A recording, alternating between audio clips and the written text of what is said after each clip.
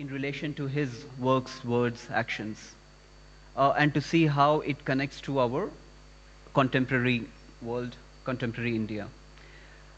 Today, to speak about Sri Aurobindo's light on arts, we have Pierre Legrand. Pierre lives and works in Auroville. Born in Paris and an engineer by profession, Pierre's artistic journey began only after meeting the mother in 1968. Pierre's work took off with the invention of a coded script to understand the mystery of being human from the cellular level. That innermost core where the material and the spiritual can impact each other to alter life and environment. Pierre's work is exhibited in Europe and Auroville from 1989 to 2001, including such resonance at UNESCO, Paris, and Light Matter, Light Station, and Color Piano in Auroville. Welcome, Pierre. And we have Kirti Chandak. Kirti Chandak hails from Igaptpuri, is it right? Igaptpuri, district Nashik in Maharashtra. She came to the ashram in 1973 with her family. She studied at the Sri Aurobindo International Center for Education, Pondicherry, after which she pursued a Bachelor of Fine Arts from Shantiniketan and Master of Fine Arts from Faculty of Fine Arts, MSU Baroda, and a short residency from Ecole National Superieure du, how do you pronounce the Beaux Arts? Beaux Arts, Paris. Since 2000, she has been back to Pondicherry teaching art and steering two art organizations, Shilpataru and Tasmai. She looks at connecting art with life, understanding art as the basis of education, and also re-invoking the role art plays towards self-transformation. Kirti mostly will be talking about that, right, today. I would like to read Sri Aurobindo's first dream so that we connect back to his words, and from there we get inspired and we take the subject forward. Sri Aurobindo's first dream. The first of these dreams was a revolutionary movement which would create a free and united India. India today is free, but she has not achieved unity. At one moment, it almost seemed as if in the very act of liberation, she would fall back into the chaos of separate states which preceded the British conquest. But fortunately, it now seems probable that this danger will be averted and a large and powerful, though not yet a complete union, will be established. Also, the wisely drastic policy of the Constituent Assembly has made it probable that the problem of the depressed classes will be solved without schism or fissure. But the old communal division into Hindus and Muslims seems now to have hardened into a permanent political division of the country. It is to be hoped that this settled fact will not be accepted as settled forever or as anything more than a temporary expedient. For if it lasts, India may be seriously weakened, even crippled. Civil strife may remain always possible even a new invasion and foreign conquest. India's internal development and prosperity may be impeded, her position among the nations weakened, her destiny impaired or even frustrated. This must not be. The partition must go. Let us hope that that may come about naturally by an increasing recognition of the necessity not only of peace and concord, but of common action, by the practice of common action and the creation of means for that purpose. In this way, unity may finally come about under whatever form. The exact form may have a pragmatic but not a fundamental importance. But by whatever means, in whatever way, the division must go. Unity must and will be achieved, for it is necessary for the greatness of India's future. So, there are many threads to take from here. The unity must prevail, the division must go, and all these words put in context, and can art be the means towards that purpose? Kirti. Yes, please. You may.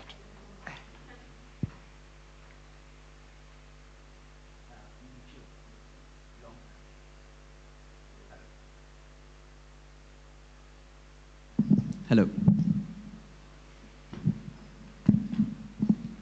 Hello.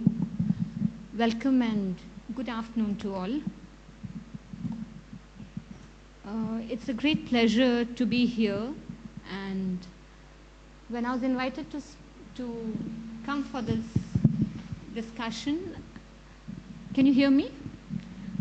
I asked myself, Sri Aurobindo's lights on the art is so vast, and it's so like the ocean, unfathomable, that what light can I shed on it, was the question I asked myself. And then, having grown up in the ashram, having studied there, having spent my whole educational early life there, and now even teaching there, I just told myself, like Mother and Sri Aurobindo say, all life is a learning, and the journey continues, and every time we return to Sri Aurobindo's writings, like the ocean, we always discover new treasures. And there's so much to learn and share. So that's what I'm going to try to do today. The theme this time they have chosen for the workshops and the talks is the theme of unity. And I think the theme of unity is something that all of us always need. We first need unity within ourselves. We need to be at peace with ourselves. We need to be just settled in ourselves. And until that happens, no unity is really possible. So the subject that we have is through the arts. Yeah. Unity through the arts. And in fact, arts is one of the best tools for us to connect within. That's why the little booklet that I have with me, which I'm going to share a little bit what Sri Aurobindo has to say, the national value of art.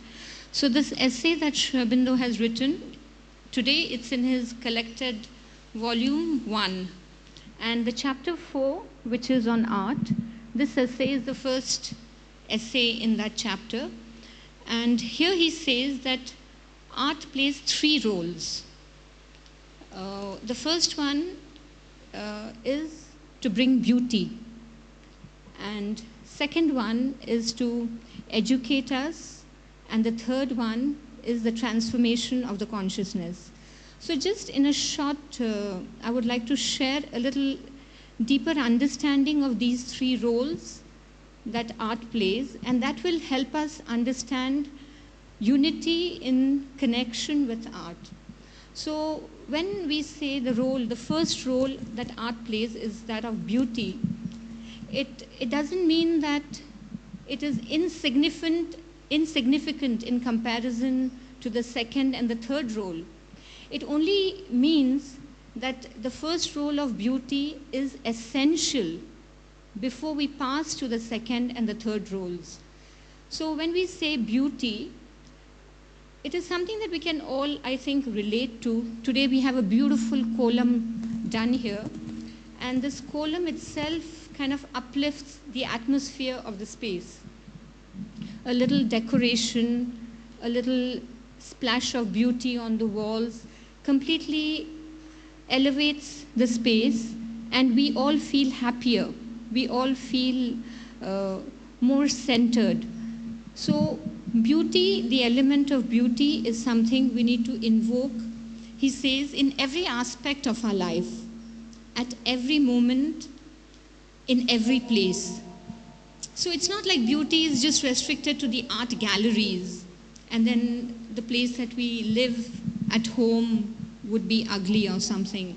So in that context, I will quote a little note that he says, where he says that it's important that the art galleries, I just open the quote.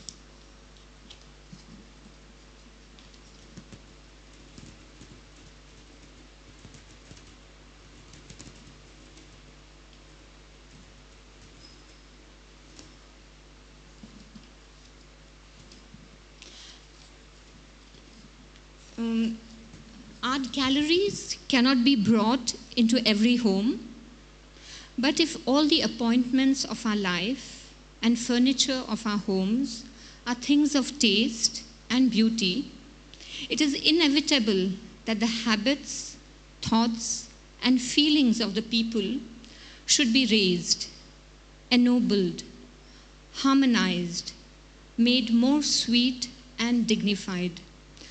So beauty and being surrounded by beauty will actually transform us, elevate us, and actually change us. Next, talking about the role that art plays in education. So he talks about the two faculties that we have, the right hand and the left hand faculties. So the right hand faculties are the creative faculties, the contemplation faculties, the expression of arts, music, poetry, spirituality. And the left hand faculties are those that are of the scientific occupations, which are more like discriminative, judgmental, and analytical, critical.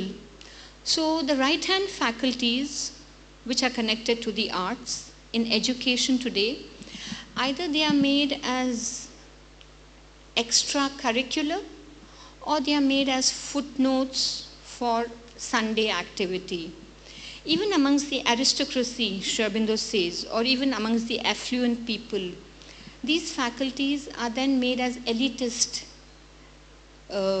activities, which are not meant for the ordinary. So that's where there is a problem. Art is something that actually, as we see, is a faculty that allows you contemplation, and it widens the mind, it widens the being. And that is the only faculty that actually will help you to bring the harmony. Because the left-hand faculty is always judgmental, it's critical. So with the right-hand faculties, we can actually experience the truth, while the left-hand faculty would be more analyzing the truth. And therefore, in education, it's very important to widen the consciousness. It's very important for us to widen our heart, to kind of perceive things through an inner direct experience, not mentalized manner. And then he comes to the third role, which is the transformational role. So art is something that when we encounter it, it not only makes us happy, but it actually transforms us. It turns us into a more beautiful person. It inspires us to be beautiful. So let's say Aurobindo is constantly talking about giving references to ancient civilizations like Greece and of course India, where if you see the people, the ancient people, they were surrounded with beauty in everything they did. Every activity that they did was imbued with a certain manner which would invoke a spirit, which would invoke a certain activity, which was not just an activity for superficial well-being, but for a deeper well-being. And in this manner, those activities would actually transform the space and the people. So I want to just tell you that beauty first distills us, purifies us, then through the educational part it widens us, and then through the invoking of the spirit in beauty, it transforms us. So we want to connect this thought to what we do in art today. Where Aurobindo is very relevant is, he says that art is not just talking about a certain subject, portraying a certain object, but it's talking about the spirit behind this object. So all through his foundations and in his lines in the Savitri, he's constantly talking about how the infinite can be brought down in the finite. In the Foundations, he's constantly talking about, look at the spirit behind the form. Don't be stuck by forms, by rituals, by religions. And that's where Sri Aurobindo makes a differentiation between religion and spirituality. And he says that India alone can actually inspire the world towards the spiritual transformation through art. So when we look at European cultures, they have been fulfilling the things of beauty, aesthetics, education. At that level, everything is good, everything is fine. But it's only this third, which is like representing something deeper than what you see with the eye, which you may say is looking at with the inner eye. So this experiential looking at things, this anubhuti. So, for example, I'm just reminded of a small reference to Nandalal Bose, who says that the creation of the Nataraja is not something that could have been done just by the retina. It's not done with naked eyes. It's the artist, the yogi. You cannot differentiate the two, whether it was the yogi and then the artist, or the artist and then the yogi. Somewhere had this realization, somewhere there was this discovery that he kind of saw that image of the Nataraja and he created it. So there was that anubhava, that anubhuti. And that is where Indian art alone has been able to express and take art to the level of representing the spirit behind the form. We have never started it the way it is done in the West, especially the Western academia, which has today kind of infiltrated even the Indian academia. And I would say it's a little bit of the colonial hangover, which Sri Aurobindo in the last chapter of National Value of Art says that we need to kind of re-invoke the way art was practiced in ancient India. Which means, what was that way? This way of looking beyond the form, looking at the spirit which is represented through the form. And that alone is the intent of art. But there is something very beautiful, he says, to sum it up. It's not like the first role of beauty and the second role of education is avoided while trying to express the spirit behind the form. He says that when you express the third role, the first role of beauty, aesthetics, line, color, balance, structure, everything have to be met with technicality. All these aesthetic values have to be fulfilled. You move to the second level, it has to widen you. It has to uplift you. It has to elevate you. And then you come to the third role, which is the transformational role, where it kind of inspires you to be a better person, a more conscious person.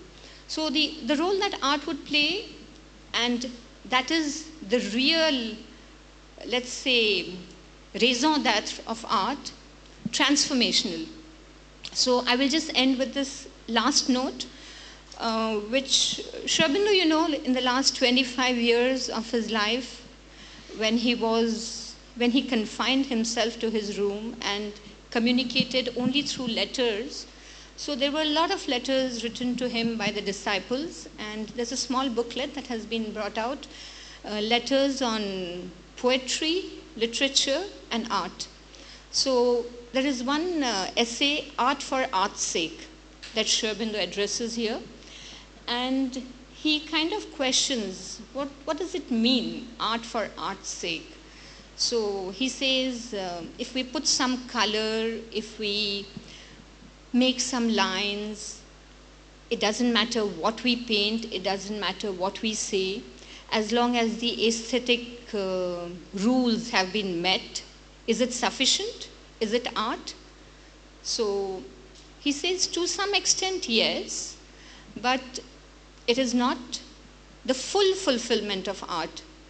So he says that art has not only the aesthetic values, it has also life values, mind values, soul values to be fulfilled.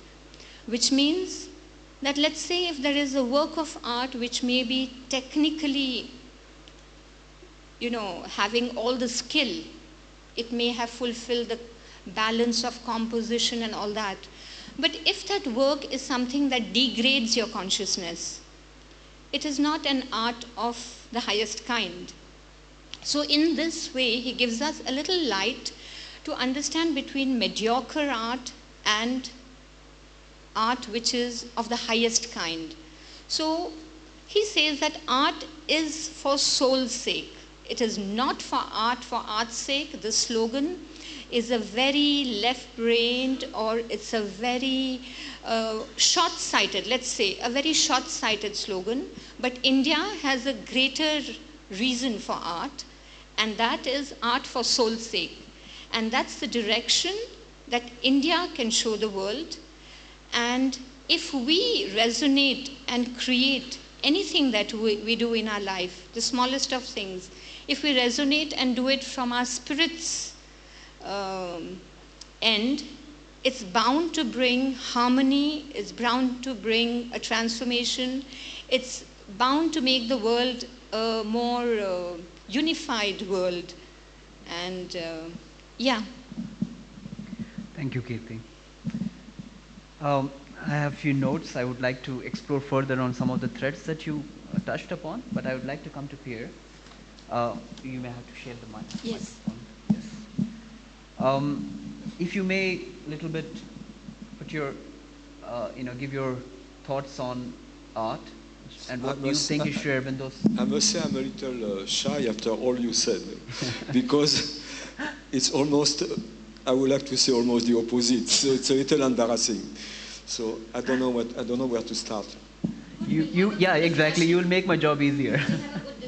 So I never studied art first, but I was in Paris. So as a student, I would be always going to the art gallery, to the museums, and thanks God, I never got an art teacher to tell me what to do. When I, as a child, I wanted to be an artist. Of course, my parents did not want. My father wanted me to be an engineer. So I studied engineering, and I found it so boring that I went around the world to find something. I came to the ashram, and I found it. Being in the ashram, there was, in my mind, there was no place for art. You ask for a job, you do it dutifully. I was working in the ashram press, but somehow art came to me. It came to me. For example, the first real experience I had was once I was listening to a concert of Sarod by Kirti Kumar, I think, and sitar. It is sitar. Ah, you see, I told you, it was sitar. So it was a concert of sitar by Kirti Kumar, and I did not hear any sound. I just saw colors everywhere, and so I didn't understand anything. So when I came back to my room, I had luckily some colored ink, and I started to fool around with colored ink. So this was in India, when you were in India, is it? When I was in the ashram. Okay. And then I was curious of what I did, so I went around Auroville with a cycle to see different artists, and I was surprised that a few of us were doing something very similar without knowing each other. So, and basically what was similar is that they were pure colors, a lot of white in between, and total freedom. Some were figurative, they will paint trees in that style, some were abstract. And then we realized also, afterwards I realized that it looked like what the mother said about the new consciousness, that it is, when it expresses itself, it is with dots of color without mixing them. So, and at that time, you see, we could have used those 5 or 6 artists and put them in a room like here And there was an incredible coherence of inspiration. And all of us didn't know anything. First, we did not even know this text of the mother. Most of us were not professionals. So there was like a, you see, there is a descent of beauty, which is actually all the time. We are not aware here because we are constantly occupied with our mind, but this is a constant descent.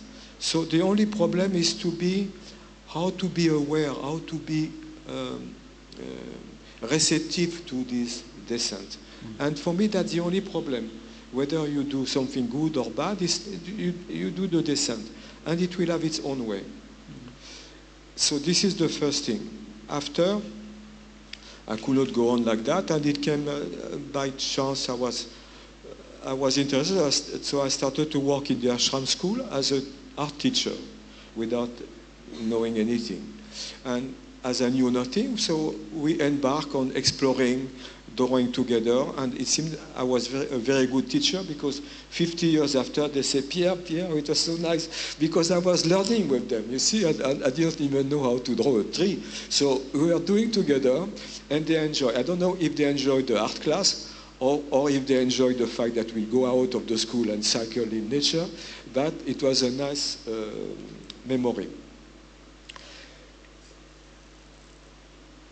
And so the thing is what to teach. I was teaching. Now a few months ago, or 1 year or two, I felt that I came somehow at the end of a parcours. So I say I might as well be useful. Why not teaching at school? And I realized I could not teach anything because I was so immersed in my proper art that I did not want to influence the students. Because if you realize, actually, most of these art schools, they were started in the 19th century. At that time, it was oil painting. So the teacher will mainly teach technique, because for oil painting, you have to know how to paint, how to let it dry, how to mix, how to cover, how to make layers. It's a very, very complex artisanal discipline. But now with acrylic, you can do what you want. You just put dough on top, and so you can go through inspiration as you feel like. So at that level, it's not. So I realized that the only way to teach a school, a class of art, is to teach Aurobindo, to teach the yoga, to teach the mother. And one day we saw a film on Picasso, and you had the feeling that you don't see a painter at all. You see a boxer, boom, boom, boom. Yeah. So I felt maybe the best thing to learn art is to learn boxing also. So you see, you have to have courage, you have to be bold, because that reminds me of the first line of the Tao Te Ching, the Lao Tzu. He said, the beauty recognized as beauty, this is the ugly. What does it mean? It means when beauty becomes too institutionalized, it's not beauty anymore. You get tired. Even in the Veda, they said that they need to create new mantra. The same mantra cannot be used for thousands of years. You have to find to create new mantra. So that's come to the thing that actually what is important is not so much art or no art, is to be creative. Creative, that means to bring something which is not there, out of the invisible. And in that level, you can be a creative accountant, you can be a creative landscaper, you can be a very creative cook. So it is that level, you see. It's an art sometimes is, excuse me, but I'm a little critical about art because I know how many crooks are there behind that level. No? So it's a mixed bag. So I don't want to say anymore. If you have any question or something. As an artist, I am practicing almost every day since 50 years. And I feel it's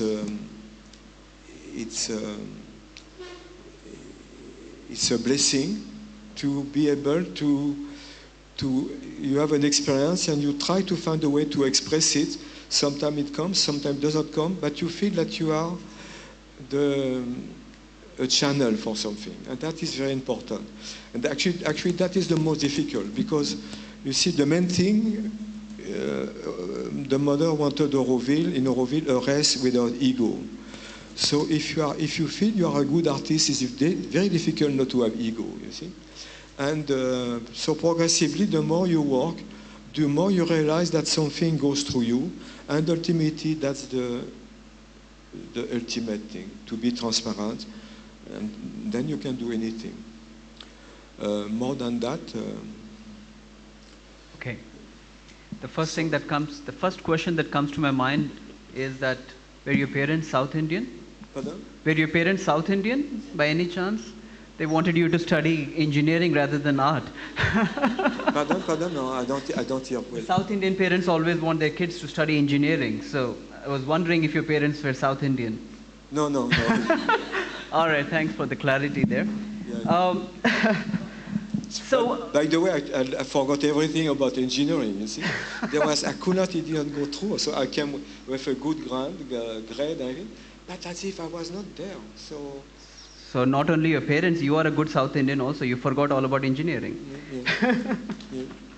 So I would like to you said you practice art for 50 years. And in fact, I don't see if it's a profession of fine arts, then perhaps you need to pursue formal education for different requirements.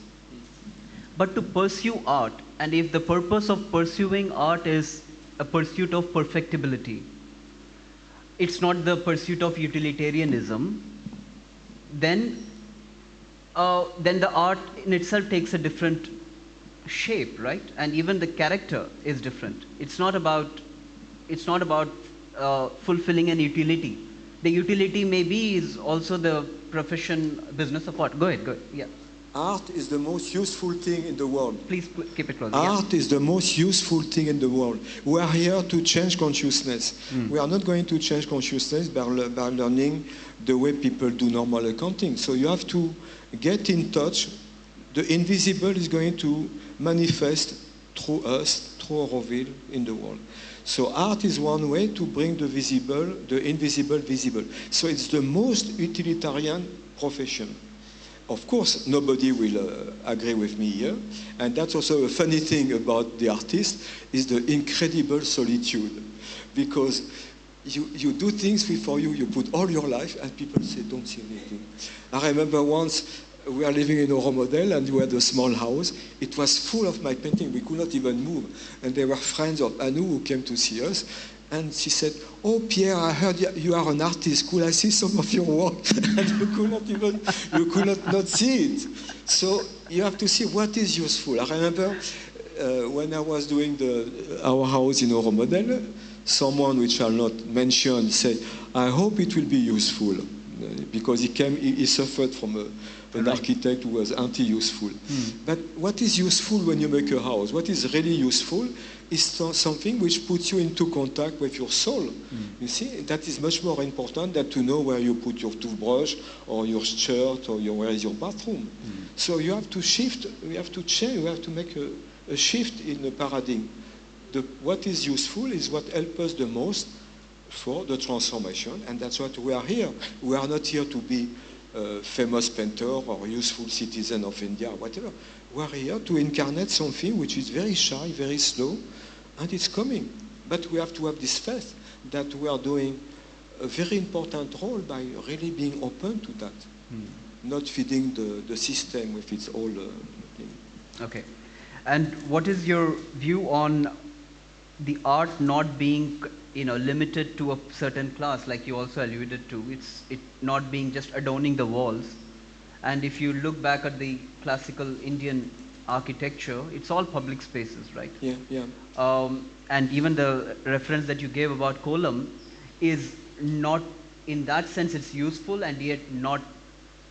It's not like putting the food on the table, right? Yeah. But yet it was an essential element of everyday chore. So did we somehow lose that connection with art in general sense? Not few artists practicing art professionally or full time. How do we percolate art into everyday life and everyday normal people just doing art without even calling it as art. Yeah, we are very far from it, and that's a real problem. I dream that one day we live in an art atmosphere that people will respond. But one of the, I must say, I don't want to be nasty, but one of my experience in being in Auroville is that actually very, very few people are receptive to art. It's like that. It's part of our solitude. It's because we may be at the end of Kali Yuga or something that, like you said, in the previous civilization, art was in every aspect of life. Everything was beautiful. Every object. Peasants lived in beauty. Now they live in squalor. You see, Yeah. It's part of the epoch. Right. So the only thing as artists is to go on in total solitude, and it's like that. But that's the idea, that the whole public space is beauty. And it doesn't have to be pompous or pretentious. Yeah. It can be very simple, very simple. Right.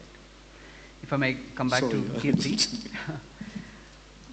Kirti, you teach art, and what do you think has been the role of education in art, and art being for education, like you said, as a second tenet of art, as per Aurobindo.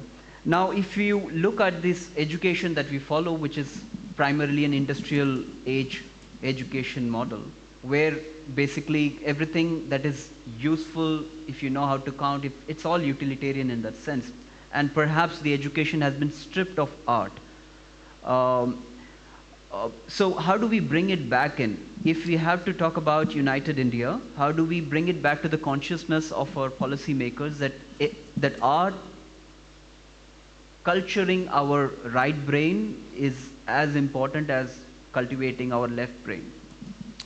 So I think the problem in education is all let's say liberal education, all international education schools have realized that art is very important in their curriculum, because if they don't mention art, they will not be international. So they have understood that is very important. But actually the problem in the understanding of the role that art plays in education is it's not just another subject of skill development, that they will do some drawing, painting, carpentry, sculpture, architecture, but to make actually art and culture the kind of basis of the whole education itself, which means that, let's say, every student in every school learns science, right? We haven't heard of any school not teaching maths. However, I don't know, dumb a student may be, he has to learn 1 + 1, he has to learn the tables till 10, right to the beginning classes. But we think only the artists will do art, or only those who are good at art will do art. In fact, why? So that's where we have to understand art is essential for our well-being. And like Pierre says, art is the most useful thing. So without getting into words like useful and necessary, it's just for our well-being, it is essential. And I think, how can we get it back in our education system? If anyone it's like someone who doesn't exercise, doesn't understand the benefit of exercising, or someone who, doesn't have a healthy diet, doesn't know what it means. So in a similar way, when you kind of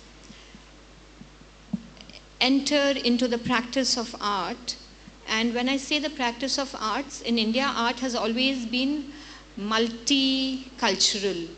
So it's engaging with dance, music, theater, painting, sculpture, everything. Everything was interconnected. And that's how it should be. So what we should change in our education is even these divides in subjects. And I would personally think that it should be more, if someone feels like expressing themselves, they had a beautiful walk and they feel like expressing the breeze. So I don't know, if I had a school of mine, I would do things like that. So you express through projects, through subjects, which are like theme-oriented, concept-oriented, not technique-oriented, and not make divides like that. And I think, in my opinion, only Shantiniketan school has somewhere realized art as the basis of education. We actually even don't have it anywhere here. The difference in Shantiniketan as opposed to the education we have here for the arts is at a daily level, at a daily practicing level, the change of seasons are invited through poetry, song, writing, music, theater, arts. And that's how every season is welcomed. It's like nature-based. And nature is the kind of guiding subject for the subjects they do. We have all become a little too urbanized, even in Pondicherry today, with all the extra population. And if I may dare to say so, because let's say I've studied academically and I'm in a free progress system of the ashram, we need to learn technique. At the same time, we need to understand the value of consciousness. So we tend to sometimes in the ashram and Auroville say soul's expression without having technique. And then on the other side, we have all the academia schools of JJ College and Government College, where every artist is churning out, looking at a same model, every artist is making the same drawing. There is no individual expression. So a good balance of these two, a little bit has got in Shantiniketan, but it has also a little bit deteriorated after it has gone under the government's hands. So how can we encourage freedom in a system? That is the whole search. Yeah. That is the whole search. And we need to understand that, like even Mother has said, how is Auroville to be governed? It's anarchic freedom or something like that, she said. Divine anarchy. Divine anarchy. So that's what, we have to be feeling it here and expressing freely from our individual soul's experience. Yeah. And when it's done in the truth of that spirit, it is going to be in harmony, even if it's anarchy. Yeah. Yeah, you just touched of something I wanted to say. Because a few days ago, I saw a video and I was frightened. It was a video about the education in France and how it was a total failure. And when they described the new way of education, it looked exactly like what we call free progress. I could not believe it was exactly that it did not work, and as a result, people did not even know how to read, how to write. And so it comes to that you see, free progress was done in the ashram or in other schools like Montessori and co. When you have students who have already a question, a soul, if there is not that need, it will be a catastrophe. Free progress, they will go and sleep behind the desk and you see. So we have to see, it's like when you mentioned anarchy. Divine anarchy is the future, but to install divine anarchy now in the world, it will be a total catastrophe. We are not conscious enough. So those are truths, but they are truths which we have to reach, and then it will be natural. But this is a very important thing. Unless there is, so to come back to art, most artists, when they know from very young that they are artists, and they go on, and the less they are hampered, the better. But the only thing is to follow the psychic, to follow the soul, and there is no other thing than to go back to the Aurobindo and the mother and to that. You see, that's the key to everything. Otherwise, we are going to produce artisan and things, and even beauty. You see, like I said before, something which is recognized as beauty this is the ultimate ugliness. You mentioned India. You have a lot of art in India which have become also mechanized, mechanical. We does not, for example, if you take Bharatnatyam, out of 100 Bharatnatyam performance, there might be 10 or 15 maximum which are really touching something of the soul. Otherwise, it's and like that for sculpture. You see, you have the most, and the problem with India, you have the most incredible gifted artisan, craftsmen, and very often there is a big confusion between craft and art. It's not the same thing. Craft is about perfection, is about thing. Art is something about the unknown, about risk, about challenge, and sometimes it can be even ugly, but it touches you because of its ugliness. So it's very, for example, I saw Aurobindo had this experience in front of the statue of Kali. When you look at this statue for a Westerner, it's quite ugly, but he had the experience, and you get the experience through something which is not considered like beautiful. So this is very, it's ultimately we have to be sincere, and okay. And also we are, you see, there are some cultures now that it has been lost, like you mentioned before. There was beauty, but some culture, the artist was at the top. He was not the guru, but he was the visionary, the shaman, and the tribe will follow it. You see, so I'm waiting that time to be the shaman of Auroville. Just, I would like to a little bit explore. There is a saying, "Beauty lies in the eyes of the beholder." When we are only talking about the creator here. So you taught art also. So what do you think is the role of education in art appreciation? But there I say, don't make a mistake. Don't make a mistake. Say art appreciation. When we speak of beauty, we speak of something else. You can give a lecture about beauty in design, in architecture, in interior decoration. It's about proportions. It's about matching colors. That is easy to teach. I'm talking about developing receptivity. Developing receptivity in the viewer. Say, in beauty, but it's not art.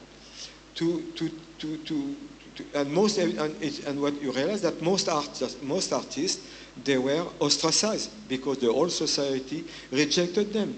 The Impressionists, now we cannot believe the Impressionists were considered like barbarian when you see it such beautiful.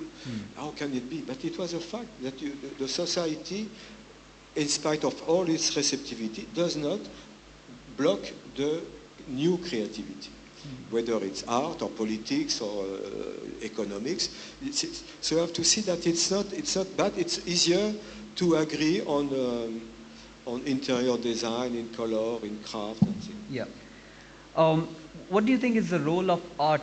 What we are talking about is just high art here, right? I mean, the art also percolates into everyday life. It's and then what's the role of art in architecture, in city planning, in town planning, in just the way we have the social spaces, no? It was paid great attention to, in my view, back then, because the social space, the temples, which kind of were the melting pot of society. And what do you think then art plays? What kind of role can it play in bringing cultures together? But that's it. That's the sad point. You see, we are in Auroville, and we have to develop a new culture. Right. You see, unless we have a common culture, art doesn't mean anything because each one will see what he wants in it. You see, for example, at one point I was, for example, in India, there was no problem. The whole subcontinent was aspiring for the same thing, and everything was clear. There were different schools, but there was an incredible homogeneity of expression. We have not, that happened in France at one point in the 17th century, but that it touched only the aristocracy, so it was not a popular thing like in India. But in Auroville, we have the chance, it might take a long time, we have the chance, and that's what I touch when I speak of these 5 or 6 artists which I met in Auroville and me being in the ashram, we touched something which was really which looked very much like what the mother said about the cellular consciousness. So we touched it once. So we have to touch it again, you see? And then it will be beautiful. Imagine, and Aurobindo called for it, when there will be, if you read, if you read the mother, when she described the Mahalakshmi, when she descends in a milieu when there is aspiration and beauty and subtlety and such, then she comes. If it becomes ugly, she withdraws. So we are here to attract Mahalakshmi, and then she will come. So it's a question of receptivity, not only to art, first a receptivity to the soul, and first to be silent, to be open, and then art will come automatically. You see? It's that's my belief, my faith also. Yes, and in terms of when we look at this larger collective spaces and when we bring art, is the role of signature limiting or does it help? Signature of what? Signature of the artist, the architect. That I feel is more and more totally useless, you see, because you become conscious that you are not the author. Right. So to put your signature is like an insult to the divine, no? It's like, yes. So it is however unfair, your copy, like I love, at one point the mother was looking at the palm tree in front of her room and said, it's so beautiful, like, nature is such an artist. We are just bad copier, you see. So we have to see that. So once you open to art, you realize nature is so beautiful, and we are blessed in Auroville to live in that beauty. You see, in the forest, the light on the leaves, everything. So, but we are not open because we are so noisy upstairs. Right. You see? So what to do? Your thoughts on finding calm? So to answer the question about aesthetics and criticism and understanding of art, actually in the national value, Aurobindo says that it's not necessary that everyone be an artist. He very clearly says there's no need for everyone to be an artist. But he says it's very important that every individual should have that aesthetic sense developed. Right. Every individual should know the ugly from the beautiful. Today we don't. We think the Chinese products are beautiful. We think the American t-shirts are beautiful, as opposed to maybe our khadi cotton kurtas or hand-woven saris or block-printed textiles. So it's very important that the aesthetic sense of every individual be developed. And how can it be developed, was your question. Yes. So I think if I look at my personal journey, it is when we study ancient cultures and you look at the beauty, the prosperity of the ancient worlds, you are like driven home when you look at a small pot from Mohenjo-daro and Harappa with all the intricate details, or a terracotta toy made 3,500 years ago. It kind of just gives you the message that everything was imbued naturally, not only beauty separate from something that's eco-friendly. Yep. It was all in one. It was one. There was no separation. And if I were to think of any example from art which shows us how art can be transformative, how art can change us as human beings. So for me, some of the living examples are when we maybe look at the cave paintings at Ajanta, or like last month I had gone to Badami and I saw for the first time, and I think it's the only 18-armed dancing Ganesh Nataraja. So there's a 18-armed Shiva, and first time I'm seeing Shiva standing on a lotus pedestal, Lalita Tandava Shiva, Nataraja. 18 arms, so 9 arms here showing the different astras he's holding, and the other 9 showing the different mudras. which means a combination 8 into 8, 9, 8 into 8. No, I said 18, so 9 into 9. I told you I was bad in maths. So it becomes 81. So there are 81 mudras represented in that one image of the dancing Nataraja. I mean, I could not imagine. So we were talking about signature. I mean, I was just admiring who is the creator of this dancer. I was just thinking, what gave him that vision to create? If you go to the Ajanta caves, these were painted by monks. It's not like they were artists. They were painted by wandering monks who went to the caves. They were the Varshavasas, which means during the 3 months of rainy season, they needed shelter. So they went and took shelter in the caves. And during that time, they wanted to continue their prayer. So they continued to draw Buddha's life and to share his teachings. So it was an effort to share Buddha's teachings that gave birth to the painted caves in Ajanta. And these were done by monks. The most sensuous paintings, the most intricate jewelry, and the most amazing compositions from floor to pillar to ceiling, painted and carved. I mean, what profusion. So in those days, I think every human being had their aesthetic sense so enriched. And I just wonder how and why. I think these were people who had their center very well aligned in the spirit. Like in the national value also, Aurobindo says that if we see temples, churches, prayer halls, these are the places where we find the most profusion and the kind of heightening of art. So he's saying it's not like the temples or the religious places needed decorations, but these were the places where man's highest aspiration came through, and therefore it was expressed in the form of art. And he says that's why spiritual expression would be the highest fulfillment of art, to express something deeper that you experience. Here I want to bring in one point. Yes, please. It doesn't mean you have to express gods and goddesses. Yes. So it's that expression of that rasa, Right. expression of that underlying ananda, that joy, Yep. which is the universal spirit, Language. joy in everything. And that is what we want to express through any form of art. Beautiful. And what is the role of that rasa, that ananda, in bringing multiple cultures together? And then I will open up for questions. So I think it's very simple. All of us, if we listen to a song, you feel happy, right?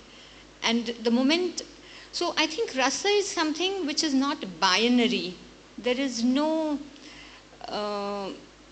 good, bad. It's beautiful. And we need to get to beauty of the highest kind, which is not binary, which is not lesser and more. So when you express something that expresses the divine, it's beauty at the fullest. And then it's like complete beauty and everyone appreciates it. And that's where anything done with that spirit is something that will unify everyone. So I'm sure there's no one looking at a Nataraja. I'm sure even a Muslim would resonate to its rhythm. It's the rhythm. So Right. we are not even talking just about Shiva worshippers. It's the beauty of that movement which resonates in everyone's heart. And that is what unifies. Correct. I put Matri Mandir also in that Yes, list. anything that's beauty. So I think culture is the way forward. Cultural economy is the way forward. We need to have more cultural centers, and that is how it'll spread more beauty and aesthetics. Yeah. Anyone? Do we have a question here?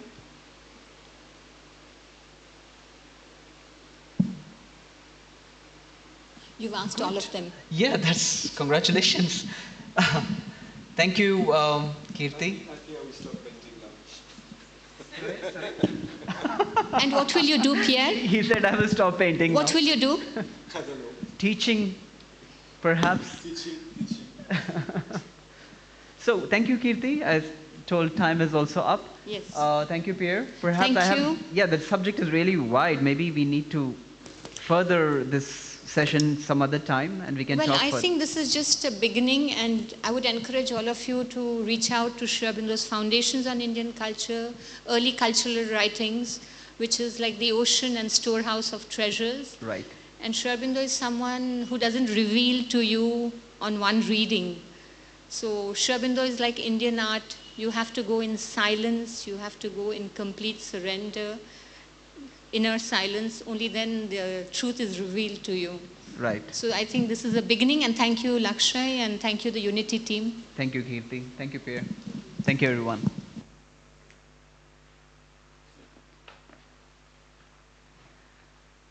Now we start the real session.